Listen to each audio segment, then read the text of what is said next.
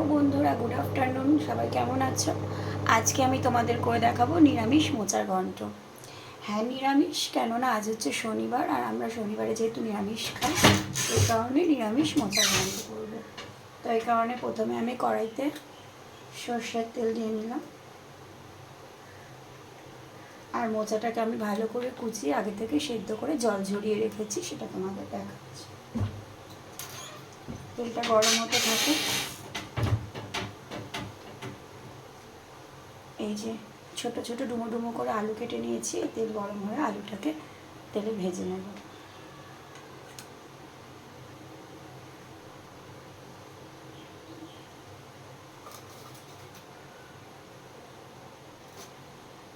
আর আমি এখানে কয়েকটা শুকনো লঙ্কা এবং আদা নিয়ে নিয়েছি। এই দেখো, আমি মোচাটাকে ভালো করে কুচিয়ে সেদ্ধ করে ঝুড়িতে করে জল ঝরিয়ে নিয়েছি।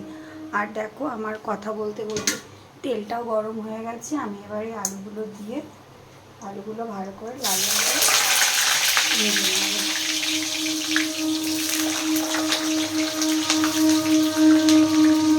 তো আলুগুলো ভাজতে ভাজতে আমি যে আদাটা আর শুকনো লঙ্কাটা রেখেছি ওটা বেটে নেব। আলুটা ভাজা হতে থাক, এদিকে আমি মশলাটা বেটে নিয়ে চলো। এই যে আমার বাদাম বাটাটা হয়ে গেছে, আর এখানে এই যে আমি আদা শুকনো লঙ্কাটা বাটছি। তো বাটতে বাটতে এদিকে আলু ভাজাটা হয়ে গেছে। আমি এখন আলু ভাজাটা তুলে নেব। ভালো করে তেল ঝরিয়ে আলু ভাজাটা তুলে নেব।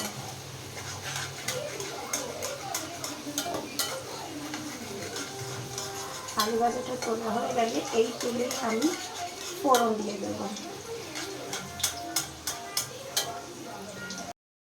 তো আমার তো এখানে মশলাটা হয়ে গেছে। তো এবার এদিকে পাশে ভাতও হচ্ছে, প্রায় হয়ে গেছে ভাতটা। এবার আমি এই তেলের মধ্যেই, মানে আলু ভাজার তেলটার মধ্যেই 4টে এলাচ ফাটিয়ে দিয়েছি, ছোটো ছোটো 4-5 টুকরো দারচিনি আর 4 টুকরো লবঙ্গ দিয়ে দিলাম।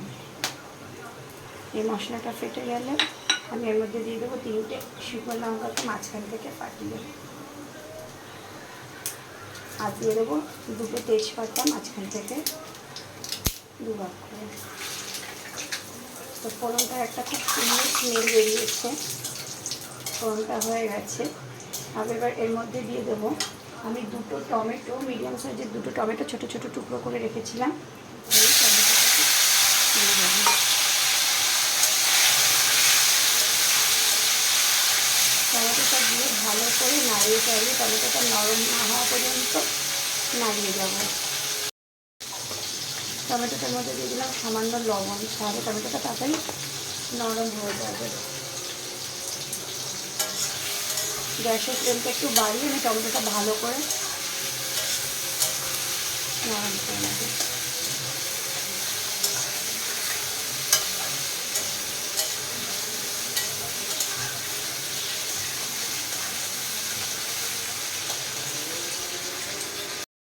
তো টমেটোটা মোটামুটি ভালোই নরম হয়ে যাচ্ছে। এবার আমি এর মধ্যে আদা আর লঙ্কা বাটার পেস্টটা দিয়ে দেবো।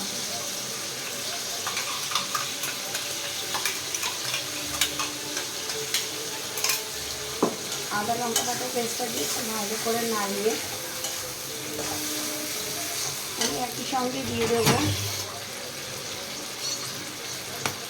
ধনের গুঁড়ো।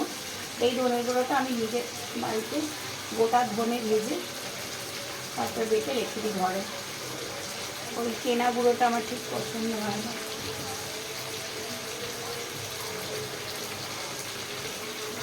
আর দিয়ে দেবো ওই 1 চামচ মতো জিরার গুঁড়ো।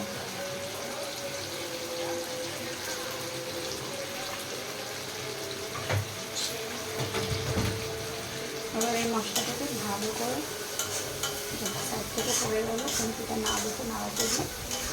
তো ভালো করে আমি এটাকে মশলাটাকে মেশাবো। তো মোচাটাকে আমি ভালো করে মিশিয়ে নিয়েছি। এবার এর মধ্যে যে ভেজে রেখেছিলাম আলুগুলো, আলুর টুকরোগুলো দিয়ে সামান্য পরিমাণে জল দেবো, কারণ আলুগুলো একটু যাতে নরম হয়। ওটাকে একটু জল দিয়ে আমি এটাকে ঢাকা দিয়ে দেবো, ওই 7-8 মিনিট মতো ঢাকা দিয়ে দেবো। আমার মশলাটা মোটামুটি কষানো হয়ে গেছে, দেখো তেল ছেড়ে দিয়েছে। তো আমি এর মধ্যে দিয়ে দেবো সেদ্ধ করে রাখা মোচাটা।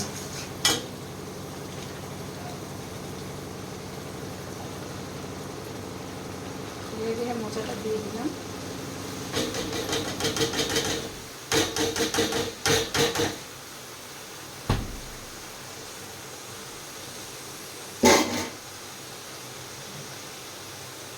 এবার মোচাটাকে মশলার সাথে ভালো করে মিশিয়ে নিতে হবে।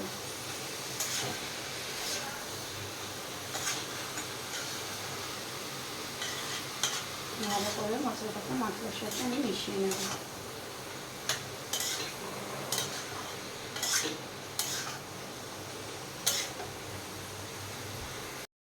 যে কোনো মশলায় যত কষাবে তার টেস্টটা তত ভালো আসবে। তাই মশলাটাকে আরও 5-7 মিনিট কষাবো।